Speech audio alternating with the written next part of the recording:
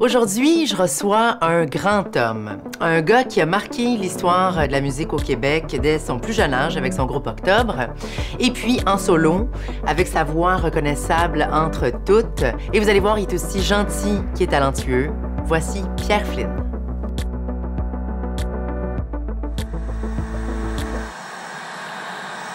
Salut Pierre Flynn. Bonjour Catherine. Tu vas chanter Brel avec plein de monde. Comme Diane Tell de La Rochelière, Catherine Major, Marc Hervieux. Je me demandais quels chanteurs t'ont donné le goût de chanter, toi? Qui t'écoutait, qui t'ont donné envie de chanter? Ben, la réponse est assez simple et assez courante et assez banale. C'est les Beatles. C'est les Beatles. Oui, clairement, parce que comme bien des kids de ma génération, l'invasion britannique puis les Beatles, ça a été comme... très convaincant et ça nous a donné tout le goût de se payer d'une certaine façon, de s'acheter des bottillons, puis éventuellement, on rêvait de guitare électrique. Ça a été comme ça que ça a commencé. 1933, si je ferme les yeux, je vois, tenant son ourson ou sa toupie,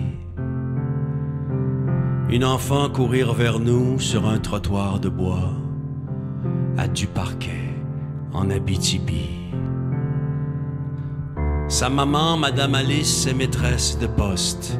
Son père, l'Irlandais, est mort trop tôt.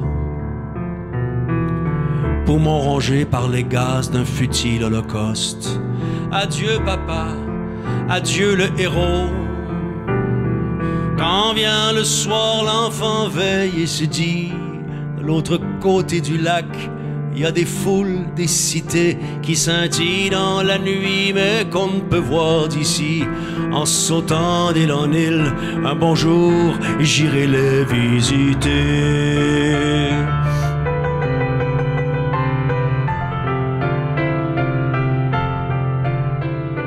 Parce que t'étais, je crois, très timide. Plutôt, sans que ça soit maladif. J'ai lu peureux. Je le suis toujours. Oui. Et comment t'as trouvé ce goût-là de monter sur scène, de te placer devant un public, ce qui est assez effrayant quand même? Ben, j'ai souvent dit que la scène, c'est un métier fait pour les timides. Parce que c'est l'endroit où ils peuvent se dessiner un carré, où ils peuvent sortir de leur mal-être ou de leur crainte ou de leur timidité, puis de montrer l'autre polarité de leur personnalité. Oui. Donc, je trouve pas ça étonnant du tout que les timides aient envie de prendre glorieusement leur vengeance sur la scène et solliciter l'attention et l'amour de tout le monde. On t'a connu, bien sûr, avec Octobre, puis... ce groupe-là, j'ai l'impression qu'il a représenté une certaine liberté ou une soif d'absolu, une révolte romantique, peut-être? Ah, ben c'est tout... Est-ce que c'est pertinent, je trouve. Qu'est-ce que tu gardes, toi, de cette époque-là? Et Octobre, ça a été comme le début de ma carrière d'auteur-compositeur, puis ça survenait à un moment où on avait l'impression, dans notre naïveté et notre arrogance, qu'on construisait quelque chose qui n'existait pas avant. C'est-à-dire qu'on essayait de construire un rock ou une pop québécoise. Bien sûr, on avait nos précurseurs, comme Charles Lebois, mais il y a eu une espèce d'appel d'air, un appel générationnel de toute une génération qui avait envie d'avoir une musique dont on n'avait pas à rougir devant ce qu'on aimait, qui nous arrivait des États-Unis ou d'Angleterre. Et ben, il y avait aussi il y avait de la place sur le terrain de jeu. Oui. Alors, ça a été une aventure assez exaltante. Les années 70, Octobre, Beau Dommage, Offenbach, Harmonia. Puis il y avait une contre-culture forte. Et oui. Est-ce que tu es nostalgique de ça? Nostalgique. On est formé par des circonstances, parents, classe sociale, pays, époque. Et j'en suis jamais complètement revenu du fait d'avoir été dans l'ère du temps, une ère de temps de contestation, de prise de distance vis-à-vis des conventions, vis-à-vis d'un certain conformisme, ça m'a jamais quitté. Fait que j'ai une nostalgie. Bien sûr, il y avait beaucoup de naïveté là-dedans. Et je suis toujours avec cette espèce de réflexe de remettre en question puis d'essayer de pas trop obéir. Oui. Et voilà. Après octobre, comment t'as fait pour trouver ton son à toi? Ben, j'ai pas essayé de trouver un son. J'écrivais des chansons. Ça m'a pris un certain temps avant de trouver, peut-être, avant que le tout, enfin, que l'alchimie se crée, que les alliages se fassent. Et j'étais dans une période, c'est drôle à dire, mais c'est une période où j'aimais beaucoup le rhythm blues, puis même les Jackson 5, puis j'écoutais, j'ai toujours aimé le beat, j'ai toujours aimé le funk, puis donc le premier album que j'ai fait, il y avait des brasses, puis tu sais. Alors, mais c'était pas un processus réfléchi. J'aspire à trouver un son. C'est une énergie, tu sais. Et puis c'est le choc, le grand exil, le pensionnat, le règne des sœurs, l'obéissance. Vers les townships, près des cousins, très très loin là-bas, un train s'en va comme s'en va l'enfance. Elle n'a que 10 ans, c'est le début de la guerre, le royaume enchanté, c'est fini. On dit qu'elle est toujours là, la maison de ma mère, dans les forêts du Nord, à du parquet en Abitibi.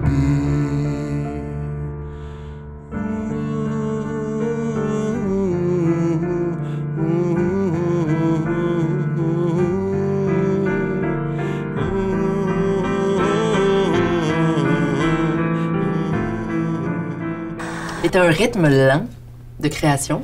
Mais tu m'as déjà dit que ça te prend du temps. Ben oui. Écrire. Je peux pas cacher l'évidence. Oui.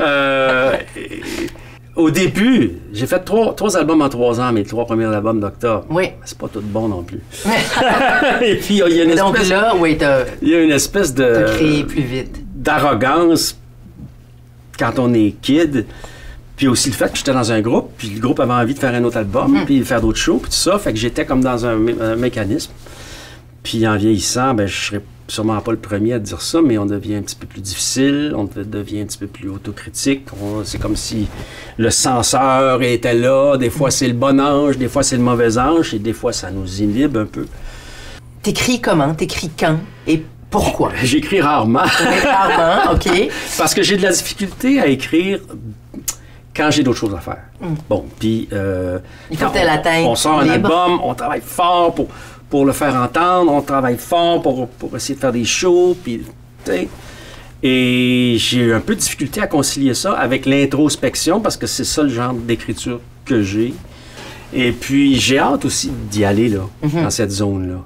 Ça fait peur? C'est excitant? Ben, ça fait peur un peu.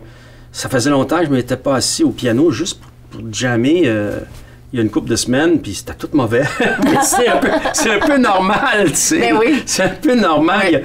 C'est Nick Cave qui dit ça. Si vous saviez la quantité de marde qu'il faut que je ponde avant d'arriver à ma toune. Oui. Ça m'a réconforté grandement d'entendre dire ça, tu sais. Oui, c'est sûr. Alors, et puis bon, c'est sûr que j'ai pas une énorme discipline de travail.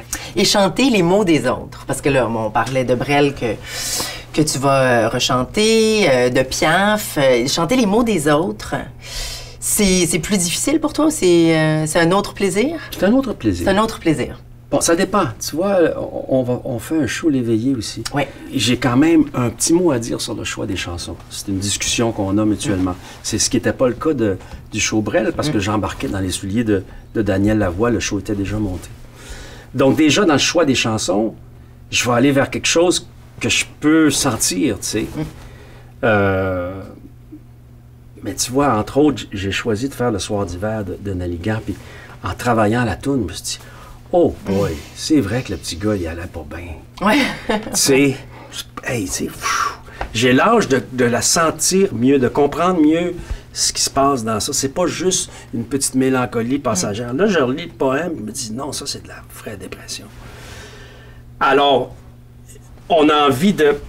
On a une pudeur vis-à-vis, des fois, ce qu'un texte nous demande. Oui. Puis il faut comme surmonter cette pudeur-là si on veut y aller, tu sais. Ça se rapproche du théâtre, là. Ben oui, mais en même temps, il faut pas qu'on le fasse comme un acteur. Il faut trouver cette zone où on le livre, puis à la fois, c'est comme du method acting, en quelque part, que à la fois, oui, c'est très personnel. Ouais. Faut que tu te l'appropries, t'as pas le choix. D'une façon ou d'une autre, oui, je pense. Ouais. Tu parlais tantôt des cuivres, de la musique noire qui t'a beaucoup, beaucoup influencé. Et je me disais justement que ça paraît pas tant que ça dans ta création à toi. Ben, tu vois, tantôt, avant que tu arrives, je répétais une pièce que je dois faire en fin de semaine, ma prière. Ouais. C'est du soul pur. Ouais. Possession. C'est du rhythm and blues. Ouais. Jardin de Babylone, même chose. C'est là. C'est là en quelque part. Tu sais. Ça se mélange à d'autres influences que j'ai pu avoir. Il faut dire un gros merci à cette culture-là, musicalement. Parce qu'il continue en plus. Ah oui. Avec tout le courant hip-hop Oui. et puis toute cette poésie qui est ramenée au devant avec le rap et le hip-hop. Oui, merci. Oui, je sais que t'es fan de hip-hop. Bien, fan. C'est-à-dire que tu t'y connais certainement mieux que moi, mais c'est ça que j'ai le goût d'écouter ces temps-ci. Bon, tu sais, je suis pas particulièrement pointu. J'écoute Kanye West, j'écoute Kendrick Lamar, j'écoute les grosses affaires que je risque de connaître, tu sais. Puis je trouve ça stimulant, ça me fait du bien d'écouter ça, ça me donne envie d'y aller, puis de passer outre mes timidités. Voilà. Je t'imagine très bien seule, justement pour créer, dans ta bulle, pour écrire ou pour composer. Quand tu as à faire un travail d'équipe, comme pour un spectacle hommage, comme ça, est-ce que ça te tire de ta zone de confort ou au contraire, justement, ça fait du bien de travailler en groupe? Une fois de temps en temps, c'est le fun d'être un joueur d'équipe, puis de lâcher cette espèce de personnage où tu es le centre de l'univers, puis tu es l'auteur-compositeur, et tu nous parles de toi, de tes amours, de ta vie, de ta conception de l'univers. Des fois, ça fait semblant, ça fait du bien plutôt de sortir de ça et de jouer en équipe. Il y a un plaisir à ça aussi. Parce que la solitude du chanteur de fond, c'est le fun, mais des fois, c'est le fun d'être ailleurs aussi. Oui. Là, au moment où tu vas te remettre au travail pour composer ton prochain disque, qu'est-ce qui te donne envie d'écrire? Je tiens une espèce de petit journal. Depuis 3 ans, je l'ai négligé un peu, mais des fois, je fais ma prospection via de tout ça. N'importe quelle banalité qui nous arrive dans la vie de tous les jours. À un moment donné, il y a quelque chose qui peut se ressentir ou se retrouver là-dedans. Puis ça peut faire une chanson éventuellement. Bon, j'ai ici quelques objets qui ont une signification pour toi. On a parlé brièvement de Kendrick Lamar. J'aimerais que tu m'en parles un peu plus. Je sais que c'est un artiste que t'écoutes, que t'aimes en ce moment. Pourquoi tu l'aimes? Mais il y a toute une espèce de... Chez lui, comme chez d'autres, une candeur. Ils se révèlent dans leur vie quotidienne, dans leurs angoisses de vedettes. Il y a tout le courant vantard aussi, auquel il n'échappe pas complètement, bien qu'il y a quand même comme une certaine autodérision peut-être là-dedans. Il y a des fois des moments de souffrance qui sont livrés sans pudeur comme ça. Ça m'impressionne pas mal. Chez lui, comme et Kendrick Lamar, effectivement, il s'en cache pas, là. Sa vie, son enfance, son passé. Mais tu vois, j'en connais pas beaucoup. Mais ça m'impressionne, ce courage-là, ou cette espèce de sans-gêne-là. Et je trouve il n'y a pas beaucoup de gens qui osent le faire. Je sais pas si c'est la forme hip-hop qui appelle ça. À cette espèce de confession, l'abondance. Mais c'est l'abondance de mots aussi. L'abondance de mots permet. Ça devient presque de l'écriture automatique, là. Exactement. Bach. Oh mon Dieu, mais d'où tu sors ça? J'ai pris un petit peu de cours de piano, puis un peu de chant. Puis ce que j'aimais faire, c'est des pièces de Bach. Parce que je trouve, simplement, c'est le plus grand compositeur de tous les temps pour moi, tu sais, dans sa profondeur, dans son émotion. je me souviens, il y avait beaucoup d'étudiants avec moi, ceux qui avaient commencé tôt à étudier la musique classique, genre à 4-5 ans. Ah, Bach, c'est fastidieux, c'est fret, c'est mathématique. Moi, je trouvais que c'était le contraire. Ah ouais. Moi, je trouvais que c'était super, wow, touchant, tu sais. Et ton film préféré, Le Mépris de Godard. OK. Ben, ça m'avait bien impressionné quand je l'ai vu la première fois à 18-19 ans. D'abord, c'est comme le plus hollywoodien des films de Godard. Lui qui était un gars plus marginal, contestataire, à gauche. Là, il va chercher Brigitte Bardot, il va chercher un bad guy d'Hollywood, Jack Palance. Il va chercher une des plus grandes légendes du cinéma du 20e siècle, Fritz Lang, qui a un rôle là-dedans. Et tout ça, c'est comme une réflexion sur c'est quoi être un artiste aussi, devant le commerce, devant, dans ce cas-ci, devant Hollywood. Et puis, il y a Capri aussi, comme un personnage. Visuellement, c'est impressionnant. Alors, je serais dû pour le revoir à nouveau. Là. Ouais. Merci Pierre Flynn. Merci.